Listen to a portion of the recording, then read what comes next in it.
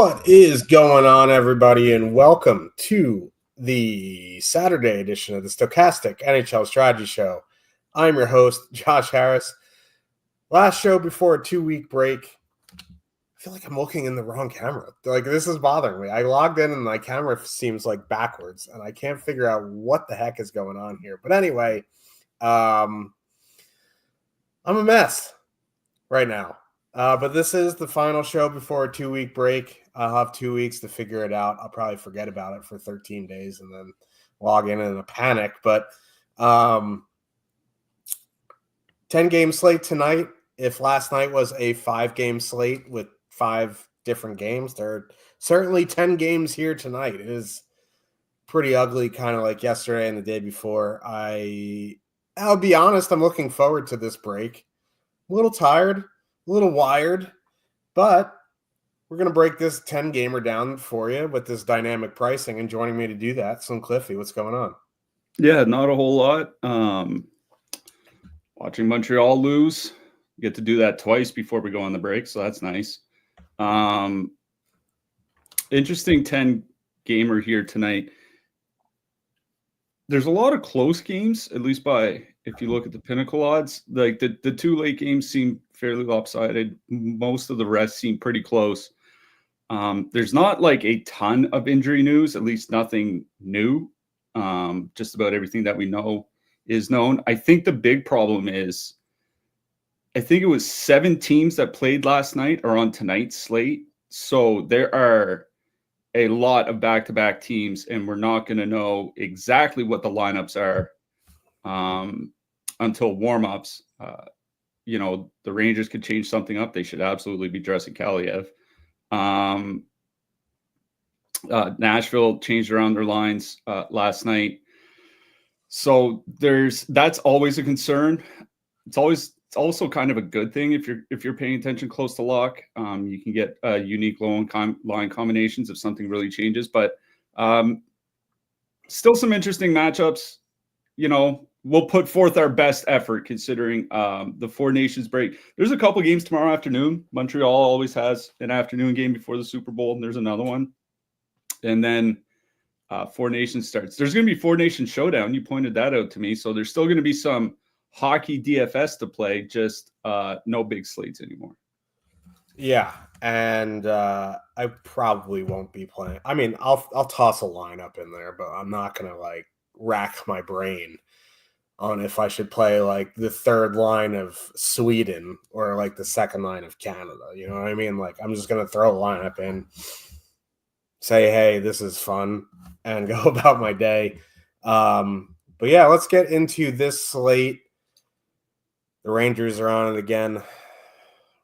Bashed my head against the desk watching that game last night. But, we do have the Super Bowl coming up tomorrow. There are almost 150 of you hanging out with us on this Saturday afternoon. If you do want to go premium, you can click the link in the chat and you can use promo code Stochastic15. That will get you 15% off the membership of your choice. We have a nice UFC pay-per-view tonight. Starts at 6:30 p.m. Eastern, so still 4.5 hours to get in there. Super Bowl showdown. Obviously, the biggest GPPs of the year in any sport are tomorrow for NFL. NBA is going on their All-Star break soon. NHL obviously on their All-Star break soon. But, there's PGA. Lots of niche sports right now. But thank you for supporting us, and the show goes on, as they say. Let's get into this slate. First game of the night. Out of the Ottawa Senators, the 2.4 total, heading into Florida. I almost said the Flyers again. I do that all the time. The Panthers have a 3.1 total. Many of you have noticed Matthew Highmore on the top line for Ottawa. I will tell you this. They are going 11-7. It's just going to be a mess. Going into Florida, not super ideal. I don't really have a ton of interest in Ottawa anyway. They have one of the lowest totals on the slate at 2.4. Only the Blackhawks, who I was very wrong about yesterday, and the Anaheim Ducks with a lower total on this slate. You know, we kind of broke it down for you the other day. They're going to send out one of a few guys and then put on the ice whoever is breathing normally with them. So, like, if you do want to get to some sends, I think a one-off Brady Tkachuk is fine.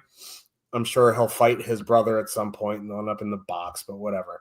One-off Brady Tkachuk, one-off Batherson, one-off Stützle. That's probably about it for me. Like, 2.4 total going into Florida, not ideal. If you happen to get there, you know, fine. Like, I'm not prioritizing Ottawa by any means. On the Florida side, with this dynamic pricing, which they have confirmed, by the way, that they're doing. Usually they just do stuff and be like, oh, by the way, I don't know what's going on. But, like, our boss, Jake Hari, he has a pretty good relationship with his VIP rep. Asked him for feedback on it, and classic Jake, you know, it's just kind of like, should be fine because I am ME. I play everybody. But I actually, so far, I don't really mind it. There's some glaring spots where it's just kind of like, this is crazy. But there's always going to be something where you're not super happy about something. So we take it as we get it. Florida won 18,700, 14.1% top two back, 14.6% projected ownership. They're 18,700. We've seen this line pushing $22,000 at times. Now, they haven't been super great at 5-on-5 together this season. Historically, they're really, really good. Like, they're still obviously controlling the play pretty heavily. They're just not creating an absolute ton like you'd expect from a Barkov line. Cliffy, a few weeks ago on the show, I think it was a Saturday show even, was saying, like, oh, they're just dumping and chasing a lot more, and that's why they're not creating a ton. They have started creating more of late. The issue that I'm running into, there's 4 lines in double-digit ownership here tonight. Florida 1 is one of them. And Ottawa generally is a decent defensive team. They have a decent penalty kill, you know what I mean? Linus Ullmark is probable for tonight. There are a lot of spots that I really, really like tonight. Am I going to just jam in 14% Florida in a little bit of a tougher matchup, right? Because the other lines in double digits tonight are Minnesota 1, Minnesota 2, and San Jose 1 projected. There are 1, 2, 3, 4, 5, 6, 7 other teams with a total of at least the Florida Panthers here tonight. And none of them outside of Minnesota has a line in double digits. So that's why it's giving me a little bit of pause at that ownership. It's the second highest projected line in the night. If they were going into like San Jose, then yeah, sure. But like Ottawa is a pretty good defensive team. If you want to play them, perfectly fine. They're fully correlated. They can, you know, break a slate. We've seen it happen before. But for me, in single entry, I'm probably going to err on the side of caution. There's other spots I like better. If you do want to go get a little bit lower ownership, like a 2-man of Bennett Tkachuk is fine. Like Cliffy mentioned, I think on Thursday, Bennett has been shooting the lights out. Tkachuk has been more active on the score sheet now. Mackie Samoskevich got hurt, so Jonah Gadzovic will be up there. You can do whatever you want with him. But, you know, I'm fine with Florida 1. The ownership's a little high for my taste. I don't mind a Bennett Tkachuk 2-man. I'll start on the Ottawa side. I think it's weird that it doesn't really seem like there's dynamic pricing on the sends. Like, they're going into Florida, which is typically a pretty tough matchup, especially going up against Barkov, and Kachuk's price has gone up.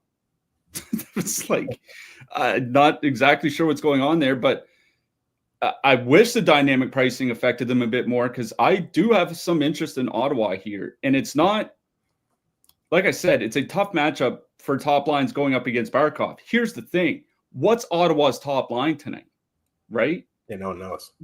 Well, Florida won't be able to match against it because like we said the other night, or on the other show, they're just basically rotating Stützle, Tkachuk, Giroux, and Batherson through the lineup, especially Tkachuk, Giroux, and Stützle. Like they're just, those three guys are going to play 20 minutes plus, and then it's just rotating 5 more guys in with them, and then, throw in some third and fourth liners every once in a while. So I don't know how much any of those individual players is actually going to see Barkov at 5-on-5. Like, because if Kachuk's on the ice, sure, they throw Barkov on, and then Stutz is on with Giroux, and then you're against the middle six. The other thing is since Thanksgiving, the only team giving up more power play opportunities per game to the opponent than Florida is Montreal. Florida is second for power play opportunities given to the opponent since Thanksgiving.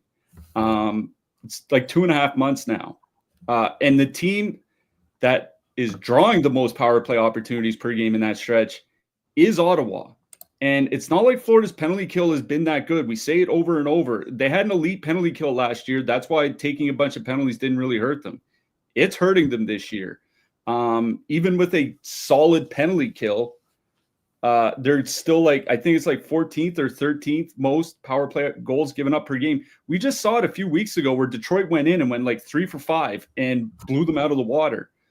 Like a week before that, Boston went in and went like 2 for 4 on the power play. The Boston Bruins went 2 for 4 on the power play against the Florida Panthers in Florida and beat their brains in. I wish that Ottawa was just a little bit cheaper. Like if the dynamic pricing had hit them, and Tkachuk is 65 and Batherson's 5K and Giroux's 4,200 and Stützle's 55, then we're talking. They're still pretty expensive. That's what's kind of keeping me from Ottawa. But this is a great power play spot for them, and I'm not as concerned about the 5-on-5 matchups as I usually would be because they're just cycling through all their players. So, I haven't made my lineup. I don't think I'm going to get to Ottawa, but they're certainly on my radar for tonight for, all these guys are coming in with no ownership, right? Tkachuk is at 5.5%. He's the only skater over 4% projected ownership. And I'm not worried about the Florida goaltending. Like this isn't, Connor Hellebuyck didn't even have that great of a game last night, but this isn't Connor Hellebuyck or Logan Thompson or something. So I don't know. Like if I was playing 20 lineups tonight, I would absolutely have some sort of Ottawa stack in one of those 20. Absolutely. Single entry, I think it's a little bit dicier. On the Florida side, the Florida top line is just a really great price. They haven't been playing all that well. Ottawa might draw a lot of power plays, but they also do take a lot of penalties. And the Florida power play with Ekblad back there, 76 shots per 60 minutes at 5-on-4. Like really good power plays will put up about 65. Like these guys are not only are they generating a lot of shots in the power play, but they're generating a lot of goals as well. Like it's a pretty good power play matchup for them as well. I just hate, we saw it the other night. We've seen it like twice now in the last week. Like Florida gets there, scores 3 or 4 goals. Maybe they get a power play goal, and Matt Tkachuk is the guy that has the big game, right? So I think a Matt Tkachuk one-off makes a lot of sense. With Florida's reasonable pricing, I don't even hate even just Florida power play stacking. This isn't a game where I'm looking to depth lines to pair up with expensive lines elsewhere. This is a game where I'm focusing on the power play guys. I obviously like Florida better. They project better, but I think Ottawa's going to be a little bit over. I'm not saying Ottawa's going to go 2 for 3 on the power play and have a great game tonight or anything, but run this game 100 times. I like Ottawa's reasonable chances compared to 2-3% ownership of having a good game on the power play. No, I agree. It's just hard to pinpoint what the heck you want to do. And you're right about the pricing. Like they're way too expensive to do it in single entry, unfortunately. I know we have 10 games, but let's get this out of the way. This game sucks. Pittsburgh Penguins with a 2.5 total heading into Philadelphia. The Flyers have a 2.9 battle of East and West Coast of Pennsylvania. No one's excited. Pittsburgh going Rust, Raquel, Bavillier. Other lines like Bunting, Glass, Heinen Hayes and Tomasino are together. Hey. Flyers going Konechny, Kuzmenko, who's finally in the lineup. Scott Lawton, Forrester, Cates, Brink, Mitchkov, Couturier, Rigardo, Arboles. Jacob Peltier's visa still is not done, so he will not be playing. Also, Forrester, Cates, Brink had the funniest dynamic pricing of all time because they were in the mid 8s for a good 6 weeks. They're 15,100 here tonight. I'm out on that. That's insane. Considering like they were 8,800 and playing better. Now they're 15,1 playing worse. It's like, okay, no thank you. Like I don't really have interest in anything on either side. Because like Rust Raquel, like I don't know if you watched the Rangers game last night, but Ricardo Raquel actually looked decent at center. I don't know if that's a product of the Rangers just looking like shit or what, but like he actually looked pretty good. The problem is like they're really expensive now. Rust is 7,200, Raquel 7,100, Bavillier 4,000. I guess that's fine in MME because it is a pretty good spot. But like the Flyers are decent defensively. They just have a bad penalty kill and their goalie sucks. And I can't imagine the Pittsburgh power play being any good without Sidney Crosby. Probably can't get much worse, but I don't want to find out. If you happen to get there in MME, that's fine. If you get to like a Hayes Tomasino 2-man, if you're getting really expensive, sure. Like they've been really good together. On the Flyers side, these prices are silly. So like if anything, maybe it would be like Couturier Mitchkov 2-man. Like I kind of want to play Lawton Konechny because they've been decent together in 100 minutes this season. Like I don't think Kuzmenko is going to hurt them offensively. But, like, they're 12-7 for the two of them. And Konechny just hasn't been shooting. 7,600 for a forward who hasn't been shooting is just too much. So, like, I'm pretty much out on this game.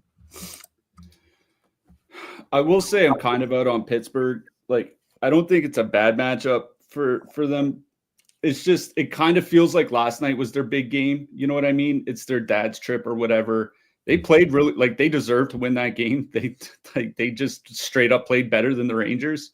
Sorry, but it feels like they put their best effort into that game. And like I hate to say it's a letdown spot, but it kind of feels like it, even though it's still a division rival and all that.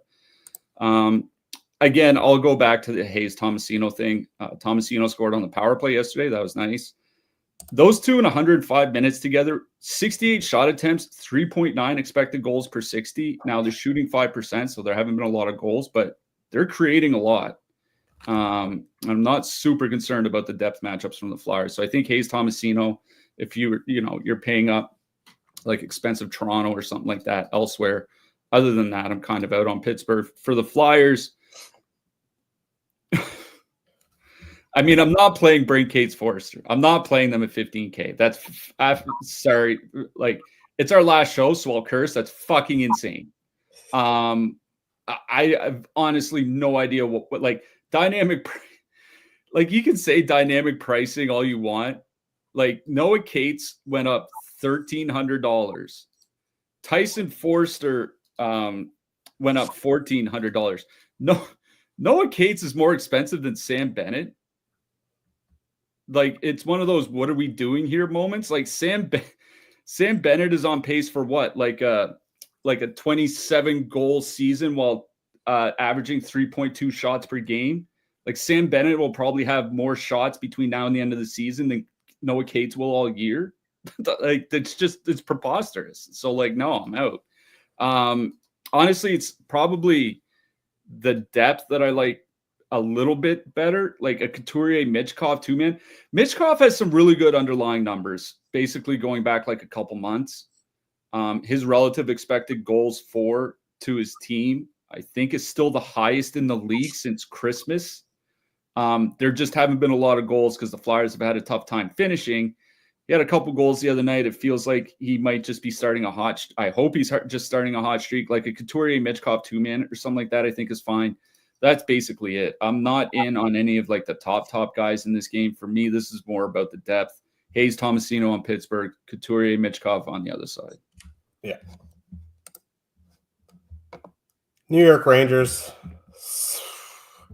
3.3 total. Heading into Columbus, our Columbus Blue Jackets with a 2.8 total.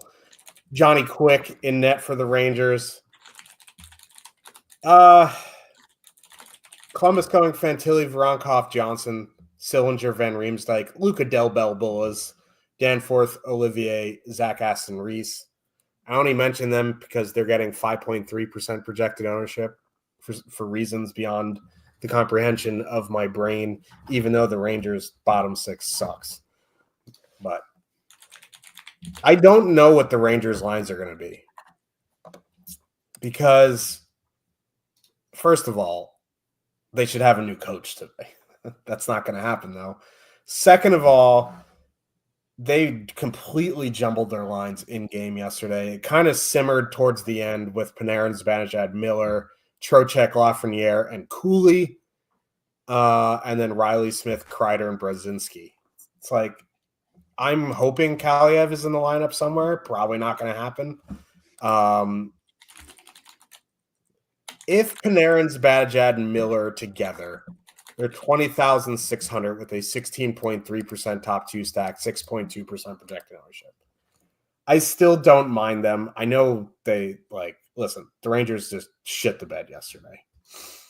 And it's a cautionary tale of let's pump the brakes on the expectations of this team. But this line is fully correlated. It's in a really, really good power play spot.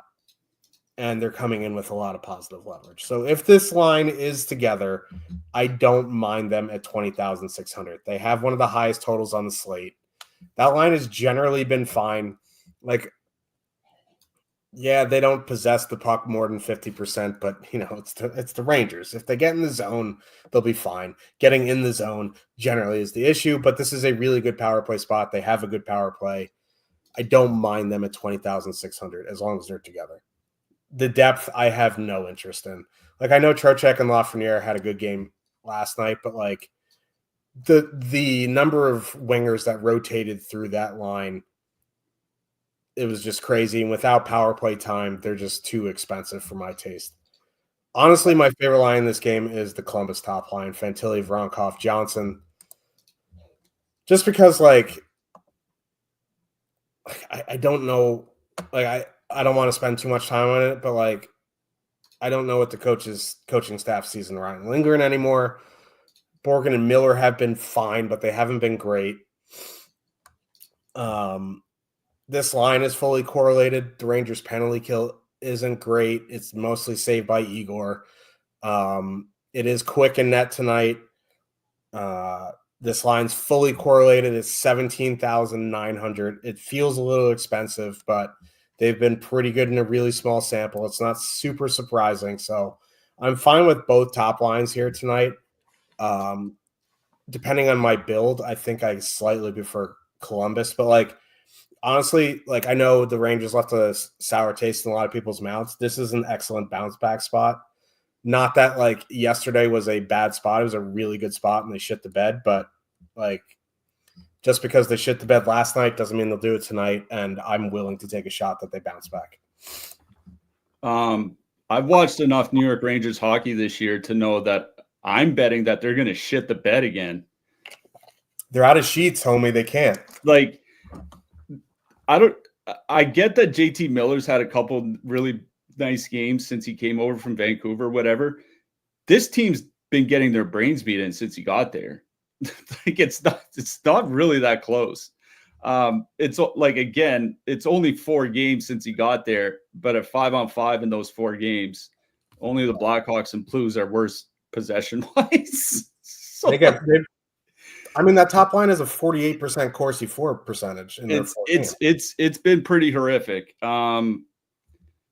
The reason why I don't mind playing that Rangers top line is, one, they get minutes. JT Miller at the low end, it's like we said yesterday, 18 minutes. Panarin and Zibanejad, 20 plus, perfectly correlated on the power play. Columbus's penalty kill, still bad. And, if there's one thing this Rangers team can do, it's score on the power play. So there's just not a lot amongst the expensive lines that I really am targeting here tonight. Like, there's a couple of really expensive lines thanks to the dynamic pricing. We'll get to that. There's one expensive line that got played last night, got broken up. There's one expensive line from Toronto that doesn't have Austin Matthews on it. Like, there's just not a great selection up there. It's not my favorite line in like the 18K plus range.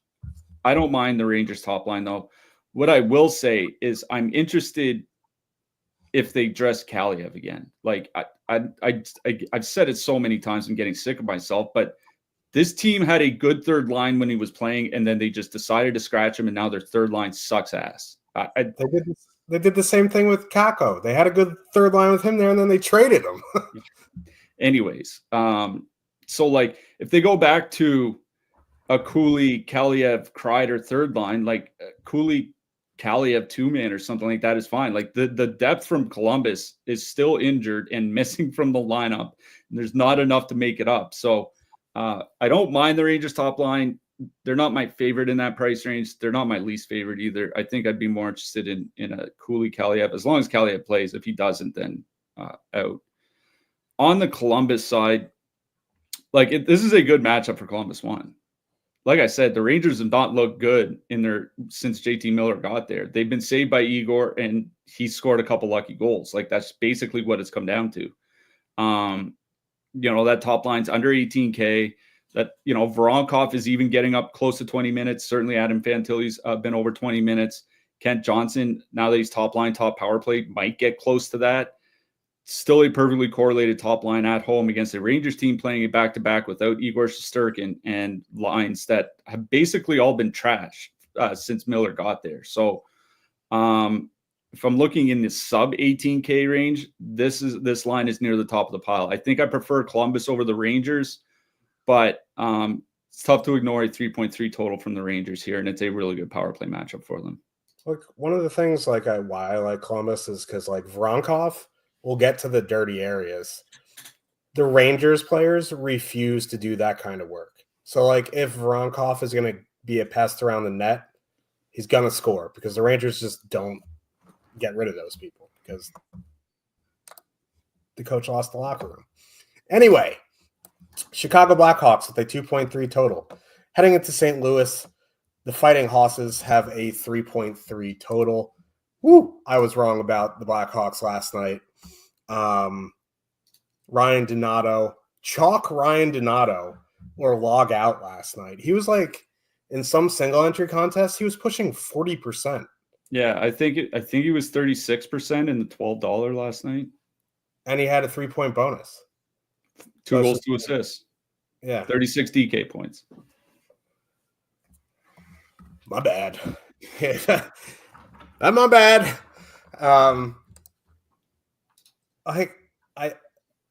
I should have known when Jake randomly popped into chat at 4:58 p.m. Eastern and was like, Slaggert, my man. And it just disappeared for 2 hours. But I don't know, man. I would feel bad being yeah, I have no interest in Chicago. Then Donato has a 36-point game and be like, yeah, right back to Chicago 1. The same analysis stands for me here. I just don't have a ton of interest in Chicago. For me, it would be a Bertuzzi one-off, Bedard one-off, Teravainen one-off, something like that. Donato one-off if you want.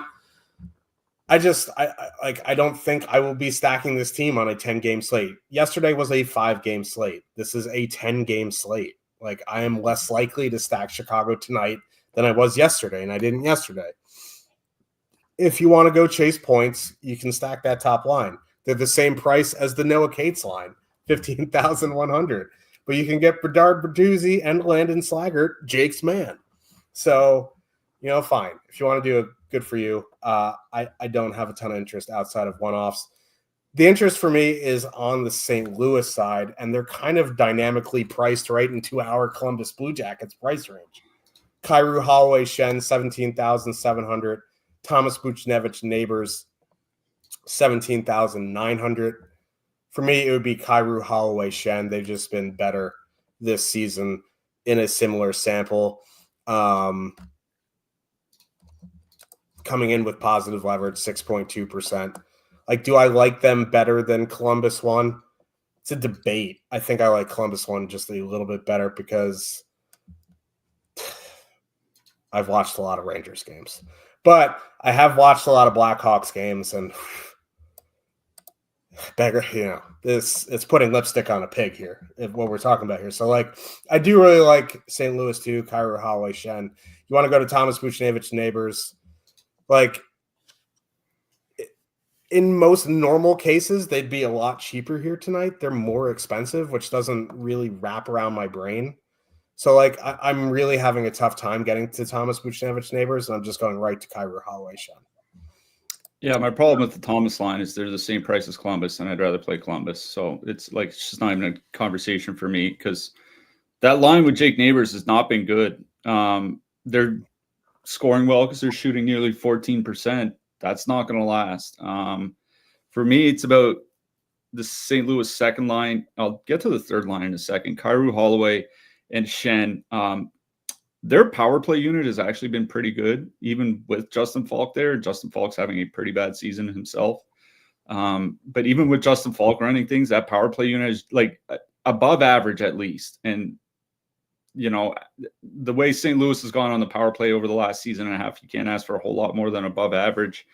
So they're perfectly correlated, 2.6 expected goals, 3.1 actual goals per 60 minutes in calendar 2025. Skating 17 to 18 minutes.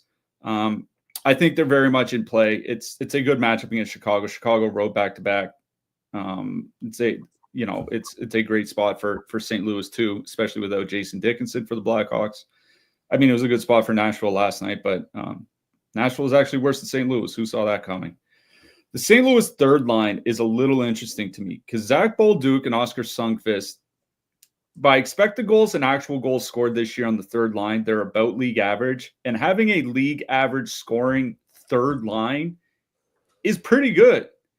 And Bolduc and Sundqvist are both on that second power play unit, quote, second power play unit with Thomas and Buchnevich. So not only are they an above or league average or slightly above league average offensive line, they also get secondary power play minutes and they somewhat split the power play time.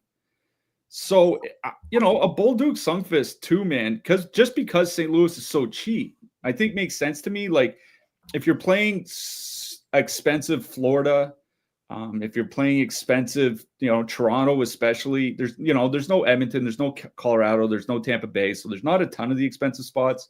But if you're playing Toronto, I don't mind like a Bolduc Sundqvist two-man, especially if you're playing a bunch of lineups. They've been legitimately good at 5-on-5 for a third line. And they get a reasonable amount of power play time.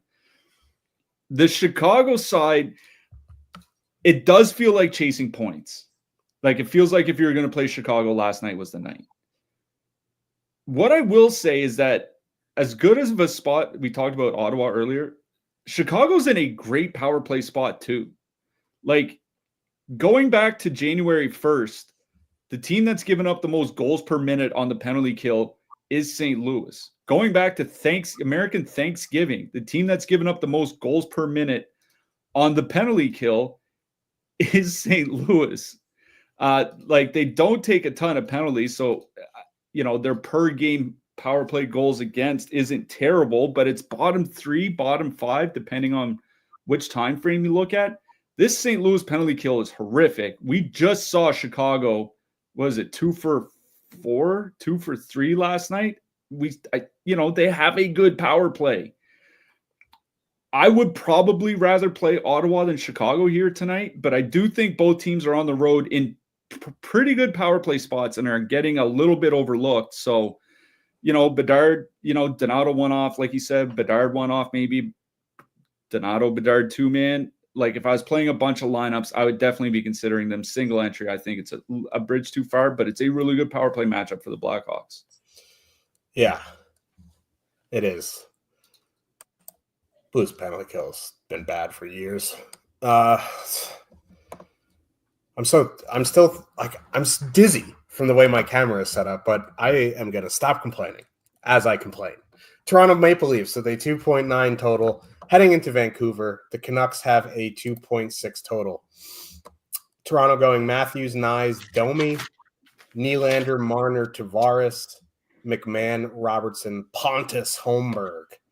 Feel like he's the new Kerfoot for some reason. Vancouver going Pettersson, Garland, DeBrusk, Besser, Hedel, O'Connor, Sherwood, Joshua, Suter. I don't like Nylander, Marner, Tavares is $21,000, and it doesn't have Austin Matthews on it. And I don't know, man. Demko is looking like he's rounding into form. 3 of his last 4 games, it's like 1 goal, 3 goals, 0 goals, 1 goal. And it hasn't been like some slapdick teams, right? It's been the Preds, the Stars, the Avs, and the Sharks. One of those don't belong with the other, but the Sharks at least have been pretty decent offensively. I don't want to stack a $21,000 lease line without Matthews. At the same time, I don't want to stack a Matthews Nyes Domi line without Nylander. So we're kind of in a conundrum here. I think if I was going to do something with the Leafs, it would be like Matthews Nyes, leave off Domi, add in Nylander. But like I just don't really love the Leafs here. I know like Vancouver's had a wild up and down season. Generally, their PK has been pretty good. If Demko's rounding into form, he's not a goalie I love stacking against. There isn't a lot of ownership on Toronto, so I think you could do some sort of power play stack. I just don't like the idea of stacking a line for $21,000 without Matthews, because it's kind of like the Utah. Like, not to this degree, but like if you're going to do some sort of Utah power play stack, who are the guys you want? You want Genther and you want Keller, and then you build around it. If I'm making some sort of Leafs power play stack, the 2 guys I want are Nylander and I want Matthews. So like if I'm going to do anything with the Leafs, it would be revolving around Matthews and Nylander and adding in a third piece. I just don't love the pricing on them here tonight.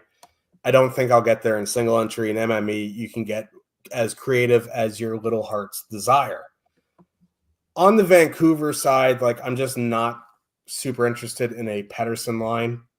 I think for me, it would be a Hedel, Brock Besser 2-man. Hedel generally, for the most part, has been on the top power play. I know that he's kind of gotten yo-yoed on and off. He's gotten yo-yoed on and off the past few games, but generally he starts there. It's a good power play matchup. The one thing I do worry about is Stolarz is having an unbelievable season. But the Leafs penalty kill has been pretty bad, so I don't mind taking a stab on Hedel Besser. You want to add in O'Connor. Like, he's not going to kill you offensively. He gets you an assist, a couple shots on goal, and a block, and you're fine. You know what I mean? They're $900 cheaper than that Pettersson line. That would be the line I would go to on Vancouver. So Hedel Besser for me on Vancouver. Toronto, some sort of power play stack. I mean, with no Quinn Hughes, I'm out on the Canucks, so I'm just not even going to bother talking about them. On the Toronto side, I don't have a ton of interest in the Leafs, but it's one of those situations where I don't know if you want to call them the most offensively talented team on the slate, but with no Edmonton, no Colorado, no Tampa Bay, no Carolina, like so on and so forth, no New Jersey. You can kind of make the argument the Leafs are the most offensively gifted team on this slate. And Austin Matthews, 6% ownership. Mitch Marner, 1.2%. William Nylander, 0.8%. That scares me because this is a team that can break any slate in any matchup against any goalie, and there's no ownership on them. Like I said, I don't particularly like the matchup because yet Demko has looked a lot better. Like, we were kind of waiting for him to figure it out post-injury. Kind of seems like he has. But at the very least, I have interest in one-off Nylander, one-off Matthews, those types of things. I get not wanting to stack them because they are still pretty expensive. And all in all, it's not really a great spot, even with Hughes missing, just because of how Demko has been playing. But I do have a little interest in some one-offs for the Leafs, just because no one's playing them. And a low-owned line / team that is probably the most offensively talented team on the board makes me nervous. That's fair. Like we talk about all the time with McDavid. Low-owned McDavid will keep you up at night if you fade him, right? It's pretty similar with the Leafs. I just wish they actually made lines that made sense. But Craig Berube will Craig Berube.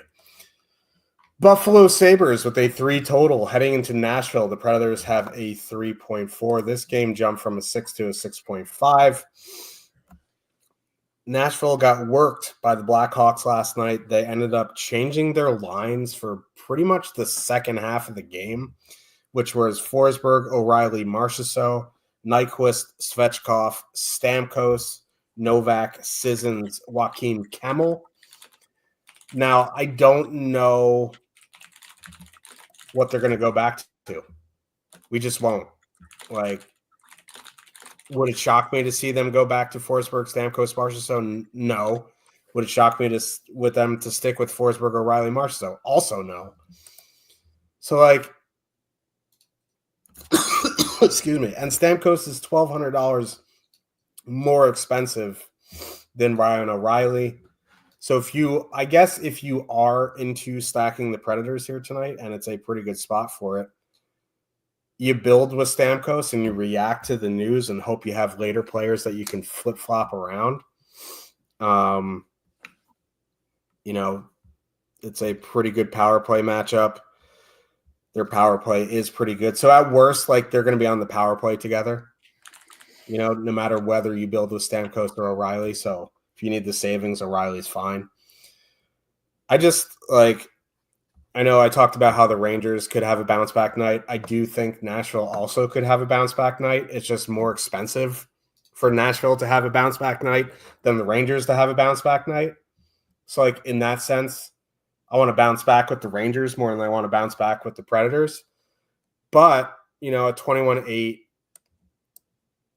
you can find out because they're coming in with 4.5% projected ownership compared to an 18.5% top 2 stack. That's a lot of positive leverage. The pricing really isn't prohibitive, because there's a fair bit of cheaper lines that you can fit with them. I just, in single entry, if I'm going to do one of those things, I'm going to go play the Rangers for like $1,200 cheaper because I feel like I could take that $1,200 and put it to better use. But I'm completely fine with Nashville one, assuming they're together. The Buffalo top line is what interests me more. Their price isn't great at $19,400, but that seems like a theme, right? Every team we're talking about with this new pricing, it's kind of like, this isn't great. But before Tage Thompson got assaulted by Stefan Nason and no one stepped up, this line with Thompson, Peterka, and Kulich, we're playing really, really well together. They're $19,400 here, which feels pretty expensive. But it's going to be Justice Anuin in net tonight, and he's been bad this season. Nashville's on a back-to-back, and no one's playing them. 0.8% projected. So I do have interest in Thompson, Peterka, Kulich here. Am I going to get there? I don't know because this pricing is pretty wild, and I want to see what I can fit in with this and that. But I do like them here tonight. The second line of McLeod, Zucker, Tuck, I think is fine as well. They're $2,800 more cheaper, just a tiny bit more ownership. But while I do like Nashville, I think both of Buffalo's top 2 lines deserve some attention here. Yeah, it's just tough to say what to do with Nashville because they have been taking Marchessault or whomever off the top line for a few games now. They've been kind of itching to make the line changes, so I'm worried about the line changes. And they are very expensive. I think if Dallas goes Hintz, Robertson, Johnston, you can't even swap to that because they're $400 more expensive. And with this game starting at 8 p.m. Eastern, half the slate will be locked. There aren't a ton of expensive players in the later games. You're basically looking to make some sort of stack from Dallas, and that's about it. So I do have a lot of interest in like a Forsberg one-off, certainly. I think a Jonathan Marchessault one-off makes a ton of sense. Like those two guys in particular as one-offs in my lineup, I think make a lot of sense here for tonight. Like Philip Forsberg has the second highest projection of any skater on the board per Stochastic here tonight. He's behind only Austin Matthews. So considering, that obscenely high projection, whether you want to play him, whether you want to play Marchessault is a little bit further down for his projection, but still fine. I do think there should be a lot of interest in playing some one-off Nashville. As far as stacking goes, like I would kind of keep it to their power play guys. O'Reilly, Forsberg, Marchessault, Stamkos. If you want to pair two of them together, at least they'll be on the power play together. I would probably leave Stamkos off. Like 7K for what he's done this season is kind of insane. Yeah. He's just over. He's at like 2.1 shots per game on pace for what, like a 27 goal season, and he's 7K. That's just, I think, a little bit too extreme. So Marchessault, Forsberg, O'Reilly, like two out of those three guys, fine. I think there should be a lot of interest in Nashville. It's a good matchup against Buffalo. Buffalo does not have a good penalty kill. On the Buffalo side, like I do like the top line. They are obscenely expensive. Yeah. I think Yuri Kulik's price has gone up like 30% in a week. Like, come on. Like, I don't get it. I mean, I do get it for what they're trying to do, but it's still really, really expensive. So, like, I don't mind playing Buffalo 1 because they're coming in with almost no ownership. But, like, if I'm going to play a line in that price range, like with almost no ownership, I'll probably, low ownership, I'll probably just go to Toronto. You know what I mean? Those guys get heavy minutes. Nylander, they're all coming in like around 1% ownership or less. So, if I don't care about ownership, I'll just go play Florida instead. I just think there are a couple other pivots. I don't mind Buffalo 1 here. I just think that they're too expensive. Nashville's whole problem on the penalty kill has been save percentage. So if their goalies aren't sieves on the penalty kill, then they're actually fine. So they're actually good. So Buffalo's fine, but I think my interest is still on the Nashville side, even with what happened last night. Yeah. Like if Buffalo 1 was in that Columbus 1 price range, it'd be a different story. Like they're just so expensive. New York Islanders with a 2.5 total heading into Minnesota. The Wild have a 3 total. A lot of ownership on Minnesota here. They're 2 of the 4 double-digit projected lines. The top line of Boldy, Zuccarello, Rossi projected at 18.9%. Eriksson, Ek, Johansson, Liam Ogren projected at 11.8%. Just banana land. Horvat, Lee, Duclair, Nelson, Palmieri, Sipelkoff for the Islanders.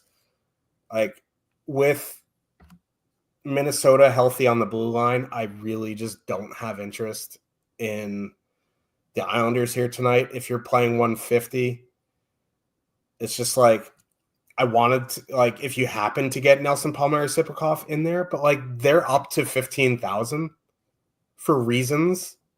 So like there's just no way I'm playing the Islanders here tonight. Minnesota 1 at 16.9 at 18.9% is a tough sell to me. Like it's just like without Kaprizov, they're underwater. They're giving up more than they're creating. It is a good power play matchup, but the Islanders don't take penalties. The Wild power play has been decent, so there's that. It is Sorokin on a back-to-back, and he got lit up yesterday. But I'd much rather fade a line up against Sorokin than, God knows who else could start for the Islanders. So, like, If you want to play Minnesota 1 because they're only 16.9 and that price tickles your fancy, then sure, go ahead. But like at 19%, I'll just spend a couple extra bucks for Columbus 1 at less than half the ownership. Eriksson, Johansson, Ogren at 12% is insane. I get it because they're only 12,100, but 10x your top 2 stack is just going to be a big no for me, dog. The only line I have interested in this game is Minnesota 1. They are coming in with a lot of ownership, like you said, nearly 19% projected. They are giving up more than they're creating, but they're also creating a lot. 2.9 expected goals, 3.8 actual goals per 60 minutes at 5-on-5 for Boldy, Zuccarello, Rossi. And it is a good power play matchup, as you mentioned. Like, the Islanders don't take a ton of penalties, but this Minnesota power play can easily go 1 for 2 here. It's the price. It's $16,900. It's the fact that they're not, like, they're what? $1,800 more expensive than Brink Cates Forrester? It's like, 19% ownership. Okay. If they're like 20 to 25% in a single entry, it's still a 10-game slate, and there's plenty of spots to get different a little bit later. It does worry me that Sorokin's starting. He wasn't great last night. Going into Winnipeg is a pretty tough matchup. Going into Minnesota is a lot easier. But I don't mind Minnesota 1 here. They're certainly one of the lines I'm considering just because of their price. Like, I can go find a lot of different ways to differentiate my lineup. But I'm at least considering them, certainly over the Islanders side, certainly over like second line from the Rangers, over anything from the Flyers, like stuff like that. I still would rather play Columbus. I agree with you, but I do think there should be a little interest in Minnesota 1, even at 20% ownership or whatever, just because of the price. Yeah. I mean, it's one of the cheap lines in a really good spot. So yeah, obviously it's going to garner some ownership. Seattle Kraken with a 2.6 total heading into Calgary. The Flames have a 2.9. Flames mixed up their lines at morning skate this morning. They're going Huberdeau, Kadri, Coronado, Coleman, Backlund, Hunt, Sharon Govich, Frost, Farabee. Seattle going Benier, Schwartz, Kakko, McCann, Wright, Burakovsky, Stevenson, Bjorkstrand, Tolvanen.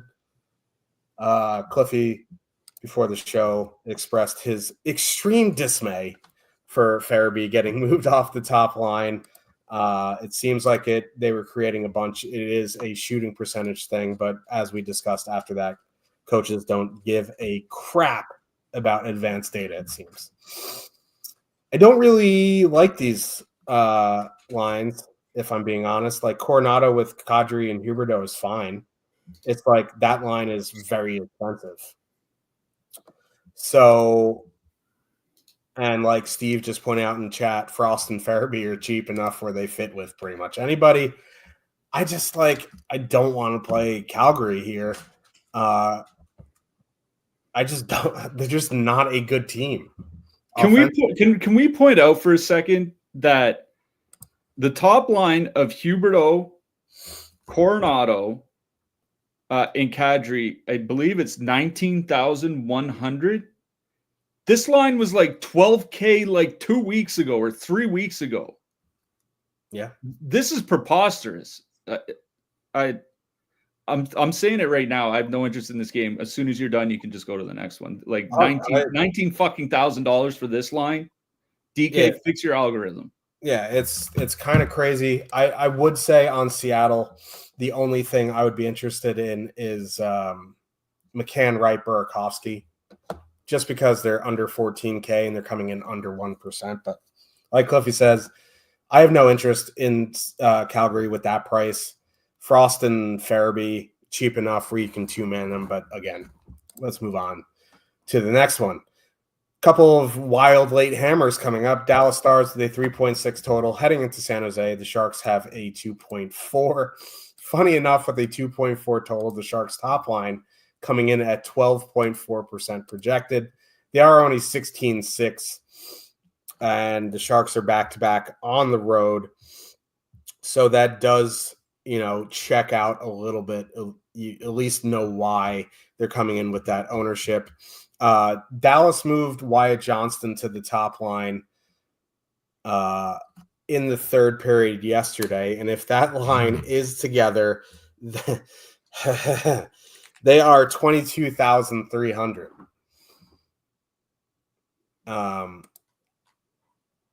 And there's nothing even remotely close enough in that price range that locks that late. As it stands, like Robertson hints Donoff is over 20K. Johnston, Ben, Stankoven, 18K. Duchesne, Gramlin, Marchment, 16K. This is a really, really good power play spot. So if you just want to just straight up power play stack Johnston, Robertson, Hintz at 22,300, like I guess go for it. There isn't a lot of ownership there because of the pricing. They're pricing good lines out, and ownership is going to worse teams. So, like, hopefully over this break, we can have a conversation with DraftKings.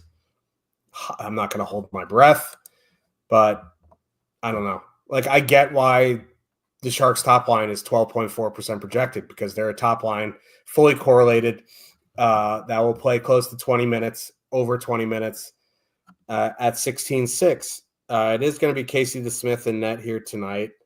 Like, I don't mind that Sharks line. I think I'd rather play the Sharks line than Minnesota one. They've just been a bit better, which is insane to say. But, like, I don't mind the Sharks top line at 12.4% projected ownership. I obviously love the Stars here tonight. It's just like they're pricing it out, because it's not like Robertson, Hintz are going to play 22 minutes. You know what I mean? Like, the Stars are a team that don't do that. Like, Johnston may see 19 minutes and he'll be the highest skater on the ice for the Dallas side. So, like, 22,300 for 17, 18 minutes. It's a bit wild. Can they get there? Absolutely, in this matchup. I just don't know if I want to do it. I just went and double checked real quick. Like a month ago, that Calgary top line would have been 14,000. So they've gone up almost 40% in a month. Anyways, on the Dallas side, like, I guess I would just stack Hintz, Johnston, and Robertson, and then kind of swap to the News after that.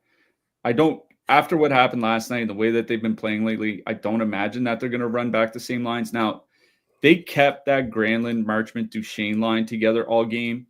So if you don't want to worry about swaps, you can go to Granlund, Marchment, Duchesne at 16K.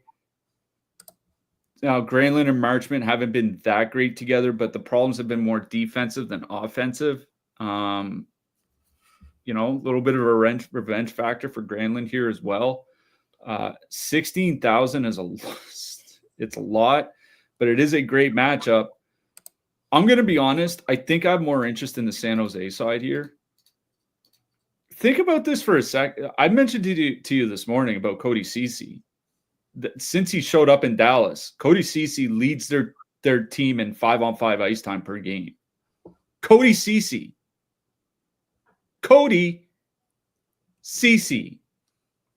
Oh, we know. Leads them in 5-on-5 ice time per game. This team effectively swapped, because Heiskanen's hurt, they swapped Miro Heiskanen for Cody Ceci and are giving Matt Dumba regular minutes.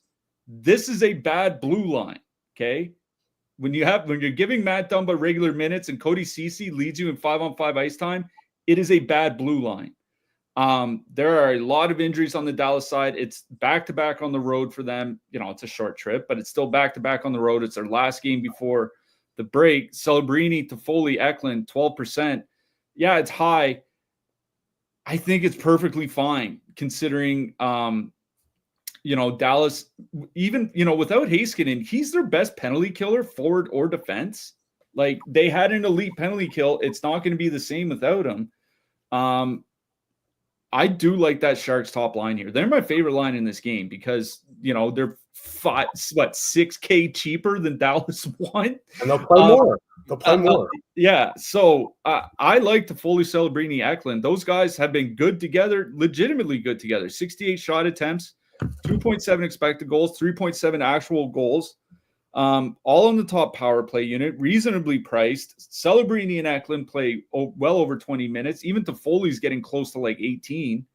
I really do like the San Jose top line. They're my favorite line in this game. If you want to play Dallas, like, go ahead. But with the late start and uncertain line combinations and obscene price, I think it's the Duchesne line for me or nothing. But they're 16K.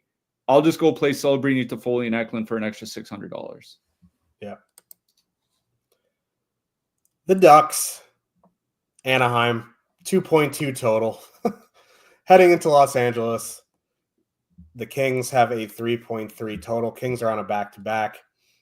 They beat the Dallas Stars last night in overtime or a shootout, one of the two, I forget. I was sleeping. Fiala, Byfield, Laferriere, 16,300. They've been absolutely just running people over. That is not going to change here tonight. I do really like Fiala, Byfield, Laferriere. 16,300 at 7%. It feels like a good pivot off of the Minnesota and San Jose chalk there. Yeah, they had it was like almost an 80% Corsi percentage last night against Dallas. Now Anaheim's coming to town. So, yeah, Fiala, Byfield, Laferriere for me. The Ducks lines are cheap, and because of that, they're going to get ownership. Like Vetrano, Terry Strome, we saw them like 16, 17K at points. They're 13,200 tonight. Doughty had his best game of the season. He's not Mikey Anderson, but it is Kemper in net and not Riddick, and they're coming in at 7%. So, I guess if anything, I'd go to McTavish, Gauthier, Fabry, but I'm not going to make a living stacking the Ducks here tonight.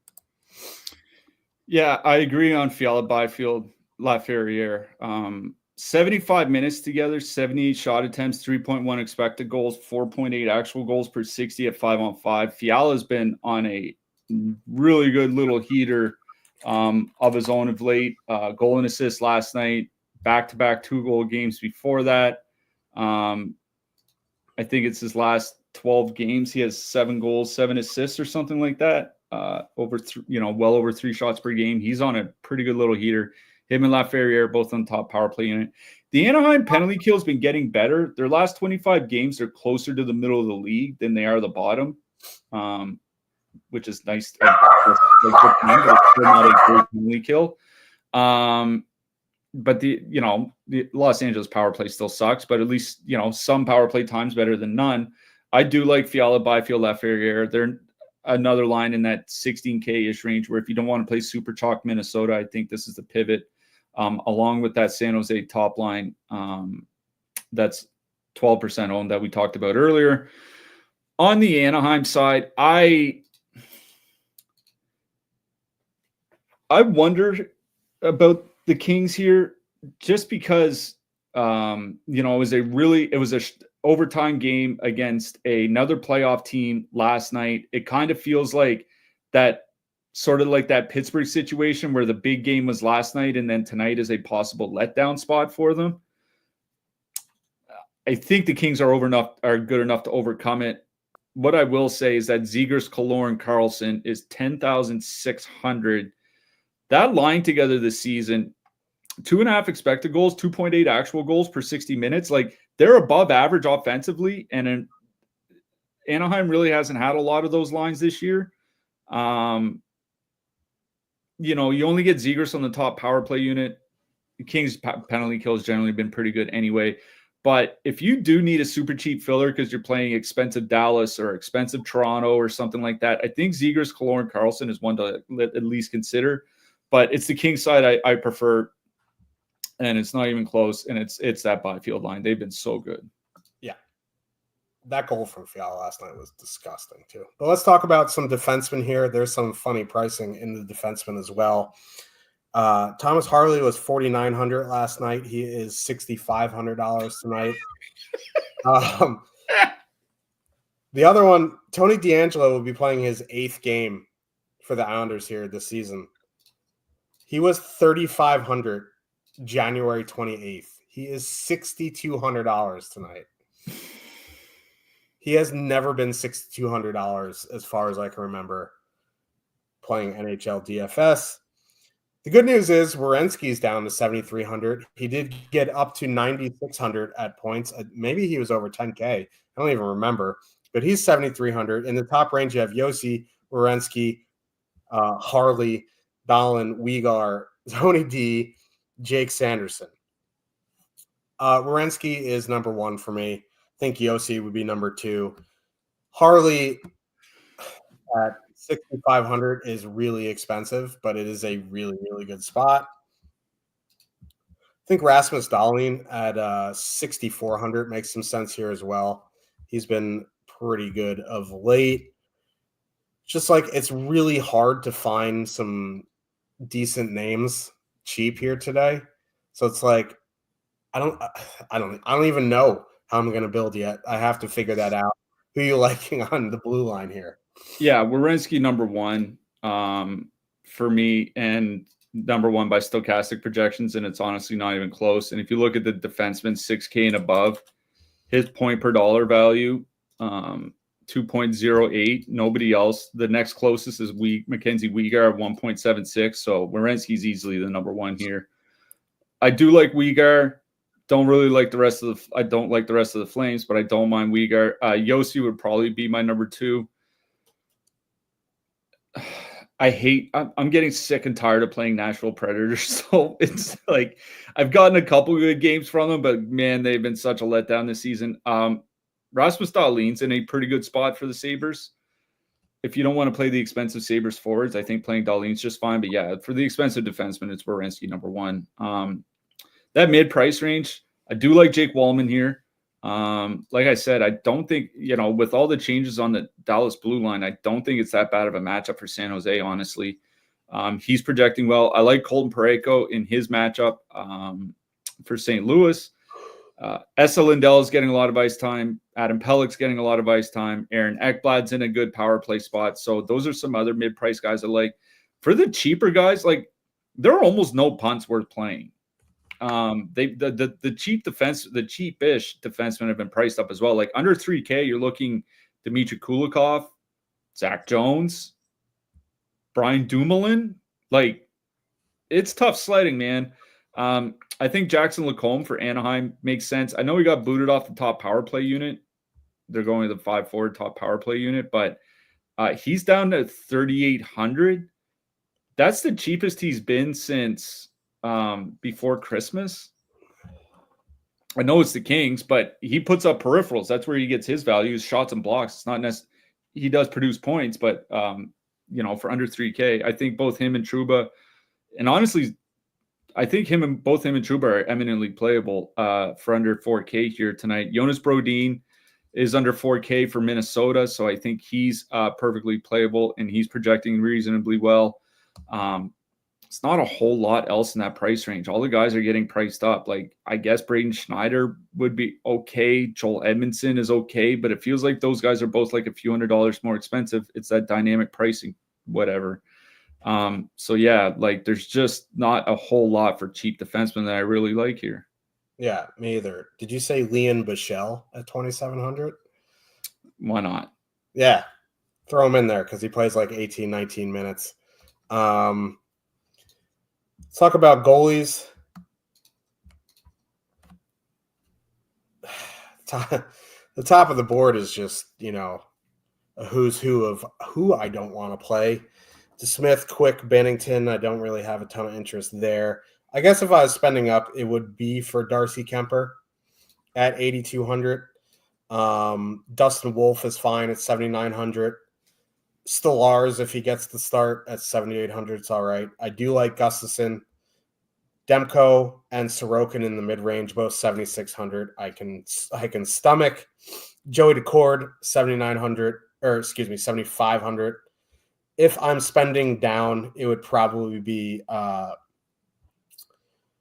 Luukkonen or the Duck starter. I think Linus Ullmark is fine. I just worry about, Florida being a bit of – it's kind of like, playing a goalie against Tampa. They're pretty to the point, like where they could score 4 goals on like 27 shots and be done with it. You know what I mean? So, like, I do have a little bit of concern there. So, Ukko-Pekka Luukkonen and the Duck starter for the cheap guys. Yeah. Gustafsson probably a lot of people's number one play. He's going to carry a lot of ownership, but I really don't care about goalie ownership that much. No. If I can get 12 points from my goalie, like, I don't care if he's like 40% owned. Like, I really don't. It's like, just don't nuke my lineup. So Gustafsson, Darcy Kemper's projecting extremely well just because there's a lot of shutout equity against the Ducks.